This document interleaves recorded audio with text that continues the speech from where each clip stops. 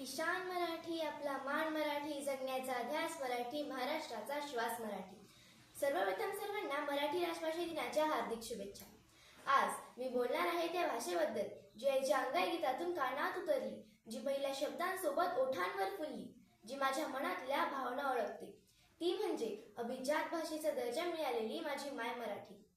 27 February हा दिवस आपण साजरा करतो कवी वि. वा. शिरवाडकर म्हणजेच कुसुमाग्रज यांच्या स्मृतींना वंदन करण्यासाठी, ज्यांच्या लेखणीतून मराठीला मिळाले तेज, स्वाभिमान आणि एक नवी दिशा.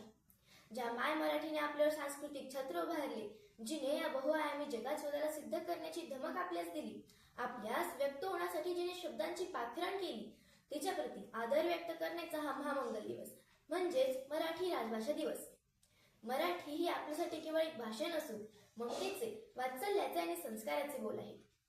ही तीच भाषा आहे ज्यात संत ज्ञानेश्वरांनी अध्यात्म शिकवले, तुकारामांनी अभंगातून भक्ती दिली आणि छत्रपती शिवाजी महाराजांनी राज्यकारभाराला स्वाभिमान दिला. मराठी म्हणजे केवळ शब्द नाही, मराठी म्हणजे भावना आहे. मराठी म्हणजे मातीचा सुगंध आहे. मराठी म्हणजे संस्कृतीचा ठेवा आहे. आपली ओळख आहे मराठी. मराठी भाषेचा इतिहास हा हजारो वर्षांचा आहे. तिची गोडी, लयबद्धता आणि समृद्ध शब्दसंपदा आपल्याला भावनिकरित्या जोडून ठेवते. लाभले आम्हास भाग्य बोलतो मराठी, जाहलो खरेच धन्य ऐकतो मराठी. हे गीत प्रत्येक मराठी माणसाच्या हृदयातील अभिमान व्यक्त करते.